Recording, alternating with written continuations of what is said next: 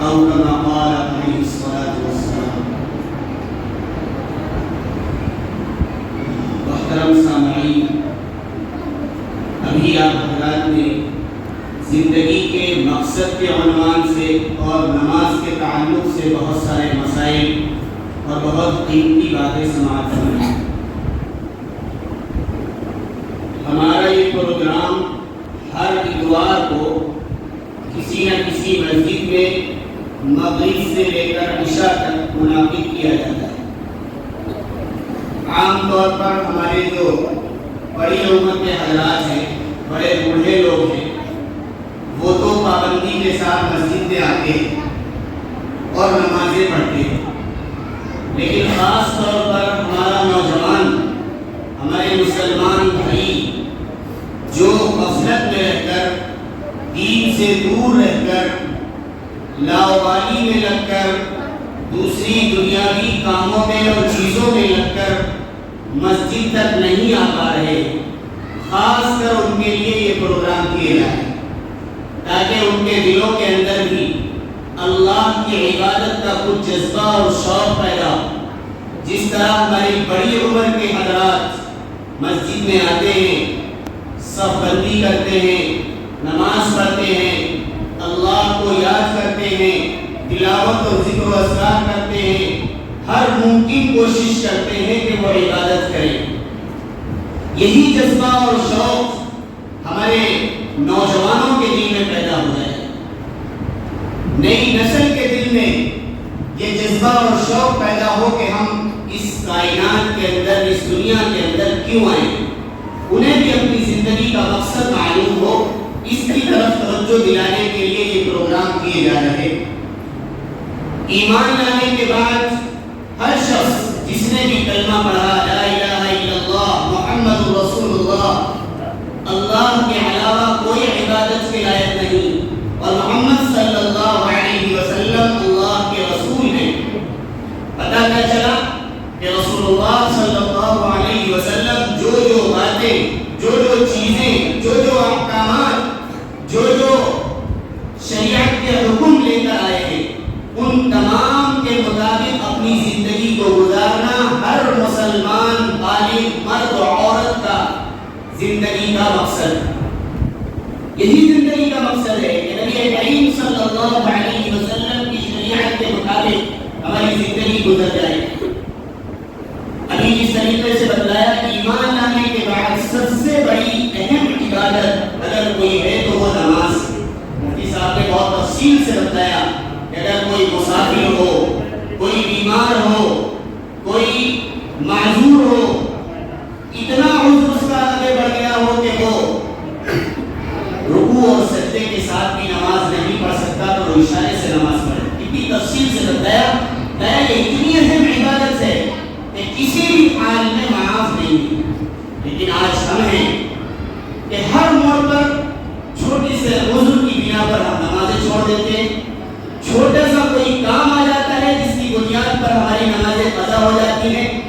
ایک اسکول میں ایک ٹیچر نے اپنے اسٹوڈنٹس سے پوچھا کہ یہ بتلاؤ نماز کون نہیں پڑھتا؟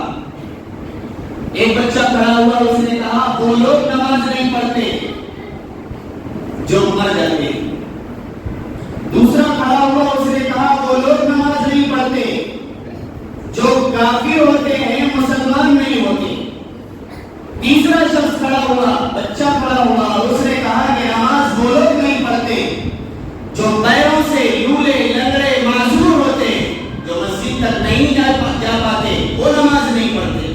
اسی طریقے سے آگے بچوں نے الگ الگ باتیں اپنے ذہن کے مطابق بتلائی۔ پھر ان بچوں کی باتوں میں اور اس استاد کے سوال میں ہم سب کے لیے ایک بہترین سبق ہے۔ کیا سبق ہے؟ کہ ہم بھی تو نماز نہیں پڑھتے، کیا ہم مر چکے ہیں؟ ہم بھی تو نماز نہیں پڑھتے، کیا ہمارے پیر ہاتھ ٹوٹ چکے ہیں؟ ہم معذور ہو چکے ہیں؟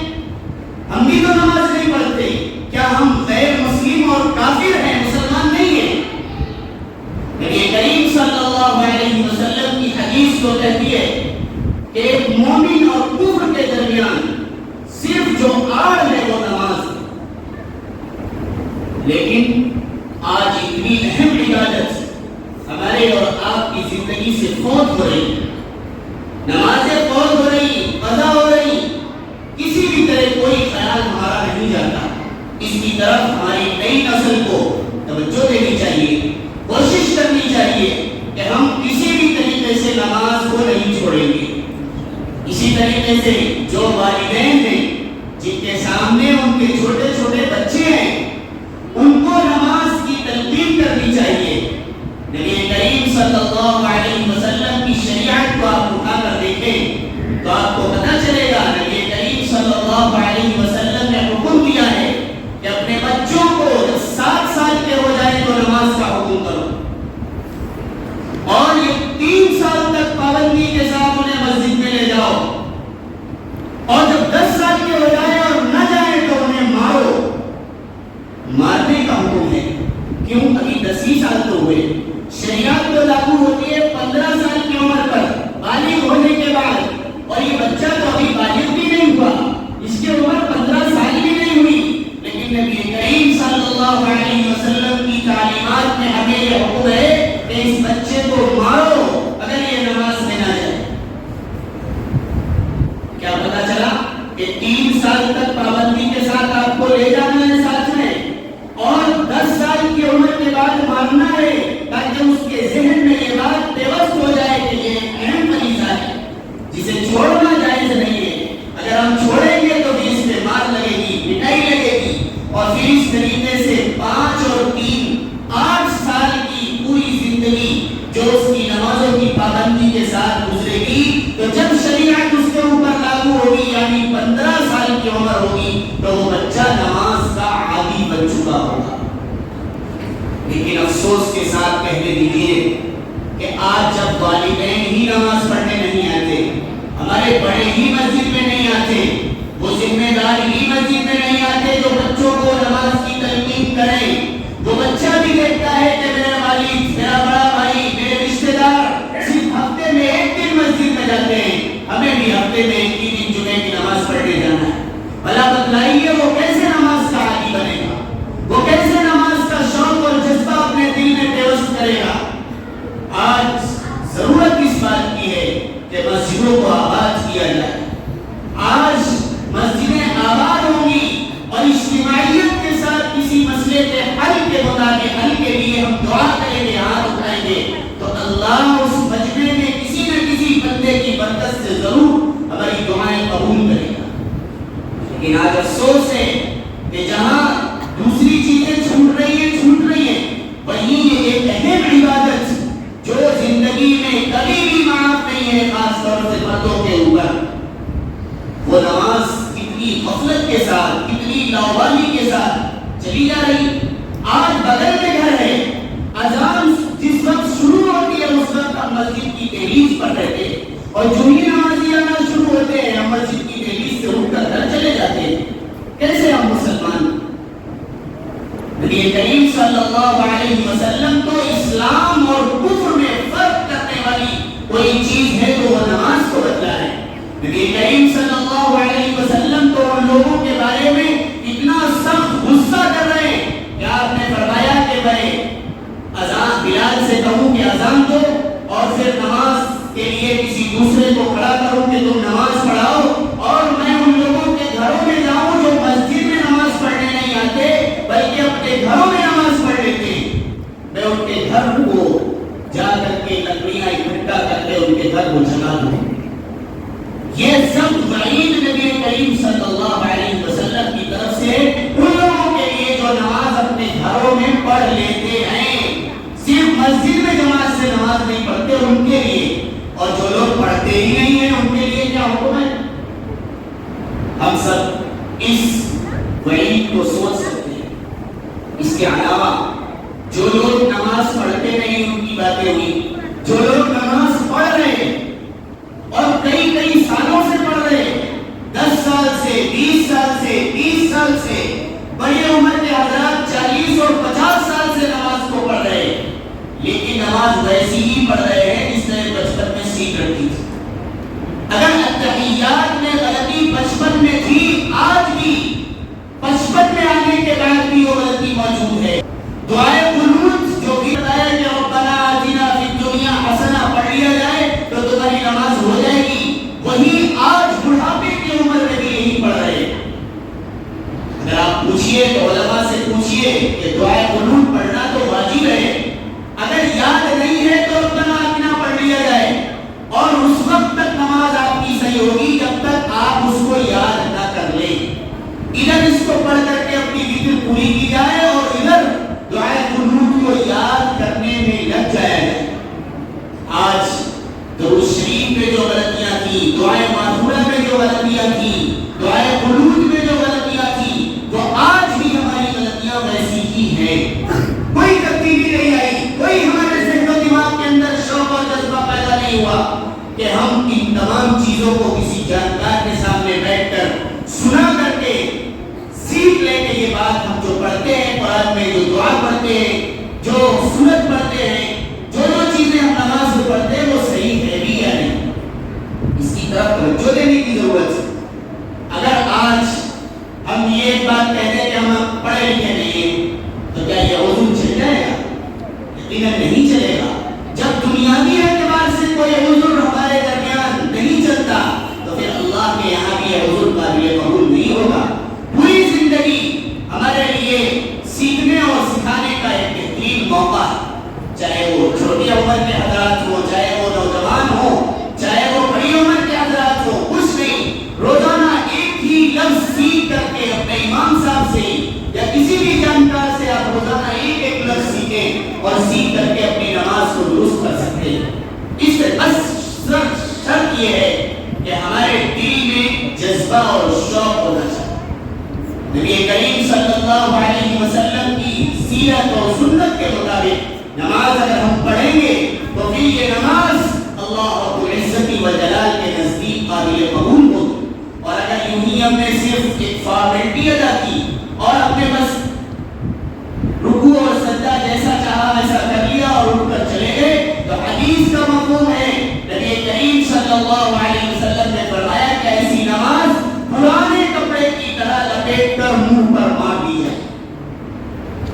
اس لیے ہمیں اور آپ کو کوشش کرنی، چاہے وہ ہماری چھوٹی عمر کے بچے ہوں، نوجوان ہوں، یا بڑی عمر کے ہمارے والد اور دادا کے عمر کے حضرات ہوں، ان سب کو اپنے ذہن میں آج موقع ہے اپنے ذہن کے اندر، اپنے دل کے اندر یہ جذبہ اور شوق پیدا کرنا ہے کہ کسی بھی طریقے سے ہم جو نماز پابندی کے ساتھ پڑھ رہے نہیں پڑھ رہے تو ہمیں آج سے عادت ڈالنی ہے کہ ہم پڑھیں گے انشاءاللہ.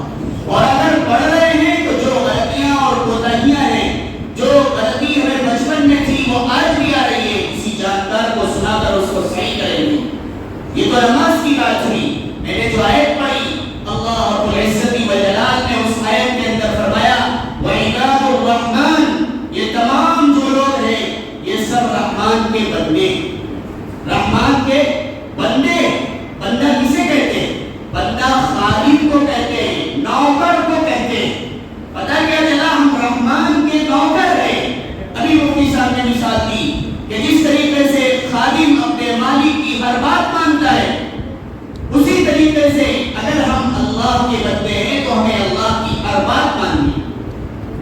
زندگی کا کوئی بھی موڑ آئے، زندگی کا کوئی بھی گوشہ ہے، زندگی کا کوئی بھی لمحہ ہے، اللہ کا حکم، اللہ کے نبی جناب محمد رسول اللہ صلی اللہ علیہ وسلم کی وہاں پر رہنمائی موجود ہے، وہاں پر ان کی سنت اور سیرت موجود ہے. ہمیں اس کے مطابق عمل کرنا ہے. میرے جو ہے پڑھی وعباد الرحمن الذین یمشون علی الارض ہونا کہ رحمان کے بندے وہ ہیں جو زمین میں عاجزی کے ساتھ چلتے ہیں. کیا پتا چلا کہ ہر شخص کو اپنے اندر عاجزی پیدا کرنی، ہر شخص کو عاجزی پیدا کرنی. اگر ایک مالک کے سامنے ایک خادم، ایک نوکر اب تکبر ظاہر کرے تو پھر مالک اس سے ناراض ہو جاتا ہے. مالک اس کے سامنے اس کے جو ضروریات ہوتی ہیں ان کو پورا نہیں کرتا، اس کو کسی بھی طریقے سے خوش نہیں کرتا. لیکن اگر یہی خادم اور نوکر اپنے مالک کا فرمانبردار ہو جاتا ہے تو پھر وہی مالک اس کے لیے ہر ممکن کوشش کرتا ہے، ہر ایسا کام کرتا ہے جس سے اس نوکر کی زندگی آسان ہو جائے۔ یہی بات ہے کہ اگر ایک شخص اپنے مالک کی بات مانتا ہے اور ہر موقع پر اس کی خدمت کرنے کے لیے تیار رہتا ہے، ہر موقع پر اس کا حکم ماننے کے لیے تیار رہتا ہے، تو پھر اگر یہ شخص کوئی مصیبت آتی ہے، پریشانی آتی ہے، چہرے سے اس کا اثر ظاہر ہوتا ہے، تو مالک پوچھتا ہے کیا بات ہے، کیوں غمگین نظر آ رہے ہو، کیوں تمہارے چہرے سے غمگینی کے آثار نظر آ رہے ہیں؟ تو وہ بتاتا ہے فلاں تکلیف ہے، فلاں پریشانی ہے۔ تو مالک کہتا ہے جاؤ اس کام کو کرو، علاج کراؤ، اس بیماری کو، پریشانی کو دور کرنے کی کوشش کرو، جو بھی خرچ ہوگا میں دوں گا۔ اسی طریقے سے اگر کبھی لڑکی کی شادی ہوتی ہے، مثال کے طور پر پریشان ہوتا ہے اور پریشانی کے باوجود اس کے چہرے پر پریشانی ظاہر ہوتی ہے اور مالک کے سامنے جاتا ہے، تو مالک یہ پوچھتا ہے کہ کیا بات ہے؟ وہ کہتا ہے 4 دن رہ گئے، لڑکی کی شادی ہونی ہے، فلاں بڑا کام کرنا ہے اور کوئی اسباب نہیں ہے ہمارے پاس۔ تو وہ مالک کہتا ہے کہ کچھ بھی ہو جائے، آپ کی بچی میری بچی ہے، آپ کا وہ کام میرا کام ہے، جو بھی ضرورت پڑے گی ہم اس کو پورا کریں گے۔ وہ جا کر کے آرام سے سو جاتا ہے۔ گھر والے اور اہلیہ اور بیوی یہ کہتے ہیں کہ 4 دن رہ گئے، کوئی کام کرنا چاہیے، کوئی اسباب اختیار کرنا چاہیے، کوئی ذریعہ تلاشنا چاہیے۔ وہ مطمئن رہتا ہے، کیوں کہ اس کے مالک نے اسے اجازت دے رکھی ہے کہ یہ کام میں کروں گا۔ ٹھیک اسی طریقے سے اگر ہم بھی اللہ کے نیک اور فرما بردار بندے بنیں گے تو پھر اللہ رب العزت والجلال بھی ہمارا ہر کام کرنے کے لیے تیار ہے۔ اگر ہم اس کے سامنے عاجزی کریں گے، مؤذن نے ادھر اذان دی، ادھر بندہ فوراً اللہ کو یاد کرنے کے لیے چل پڑا۔ اگر کوئی زندگی کے مرحلات آئے اور زندگی کا کوئی بھی موڑ آیا اور اس نے اللہ کے حکم کے مطابق، نبی کریم صلی اللہ علیہ وسلم کی تعلیمات کے مطابق عمل کیا اور عمل کرنے کے بعد اللہ کو راضی اور خوش رکھنے کی کوشش کی، تو پھر حدیث کا مفہوم ہے کہ پھر وہی اللہ کہتا ہے کہ میں نے جتنے احکام دیے ہیں، جو فرائض دیے ہیں، ان تمام فرائض میں سب سے اہم فرض نماز ہے، اور پھر اس نماز کو پڑھنے کے بعد جو نفل ہے اس سے ہمارا قرب اور ہمارا تقرب بڑھتا ہے، اور پھر اس طرح قرب بڑھنے کے بعد میں اس بندے کا ہاتھ بن جاتا ہوں جس سے وہ بندہ پکڑتا ہے، میں اس بندے کا پیر بن جاتا ہوں جس سے وہ چلتا ہے، میں اس بندے کا کان بن جاتا ہوں جس سے وہ سنتا ہے، میں اس بندے کے آنکھ بن جاتا ہوں جس سے وہ دیکھتا ہے۔ کیا پتا چلا؟ اسی کو تو اللہ نے کہا ادعونی استجب لکم، کہ تم مجھے پکارو میں تمہاری دعا کو قبول کروں گا۔ یہ کب ہوگا؟ جب ہم اللہ رب العزت والجلال کی ایک ایک بات پر عمل کریں گے، خواہ عبادت کا موقع آئے، جب روزے آئے، زکوٰۃ کا موقع آئے، حج کا موقع آئے تو وہ عبادت کریں گے، نماز کی پابندی ہم روزانہ کریں گے۔ اسی طریقے سے ہماری زندگی کے موڑ میں بہت سارے مراحل آتے ہیں، کوئی کھیت میں کام کر رہا ہے تو وہاں پر بھی اللہ کو سامنے رکھنا ہے، اللہ کی طرف ہر وقت اپنی توجہ رکھنی ہے کہ اللہ ہمارے ہر کام کو دیکھ رہا ہے، کہیں ہمارا کھیت جوتتے ہوئے کسی کی میڑ تو نہیں کٹ رہی، اسی طریقے سے کاروبار کر رہے ہیں تو ہمارے ناپ تول میں کمی تو نہیں آ رہی، کوئی ایسا کام تو ہم نہیں کر رہے جس میں رسول اللہ صلی اللہ علیہ وسلم کی تعلیمات کے خلاف کوئی کام ہو رہا ہو، اللہ کو ناراض کرنے کا کوئی سبب، کوئی ہمارا فعل بن رہا ہو۔ اس طریقے سے اگر ہم سوچ کر ہر موڑ پر اللہ کو راضی اور خوش رکھنے کی کوشش کریں گے تو اللہ ہم سے راضی ہوگا، اور پھر ہم اس کے عاجز بندے بن کر کے، عاجزی اور انکساری والا بندہ بن کر کے جئیں گے، پھر اللہ ہماری ہر ضرورت پوری کرے گا۔ اور پھر ایسے موقع کے بعد ہم کسی بھی مرحلے کے لیے، کسی بھی چیز کے لیے اس کے سامنے ہاتھ اٹھائیں گے تو پھر اللہ ہماری دعاؤں کو قبول فرمائے۔ آج اگر کوئی مرحلہ آ جائے، کوئی پریشانی آتی ہے، ہر طرف لوگ ہاتھ اٹھاتے ہیں اور یہ کہتے ہیں اللہ یہ پریشانی دور ہو جائے، یہ مصیبتیں دور ہو جائیں۔ آج لوگوں کا شکوہ ہے کہ ہماری دعائیں قبول نہیں ہوتی۔ صرف بات یہ ہے کہ آج ہم نے اپنے آپ کو اللہ کا मुकम्मल फरमाबरदार बंदा बन करके नहीं मिलता है। अगर हम बनेंगे तो इंशाअल्लाह ये तमाम चीजें अल्लाह की रहमत और अल्लाह की बरकत हमें अपनी जिंदगी में भी देखने को मिलेगी। ये चंद बातें थी जो मैंने आप हज़रात के सामने कही।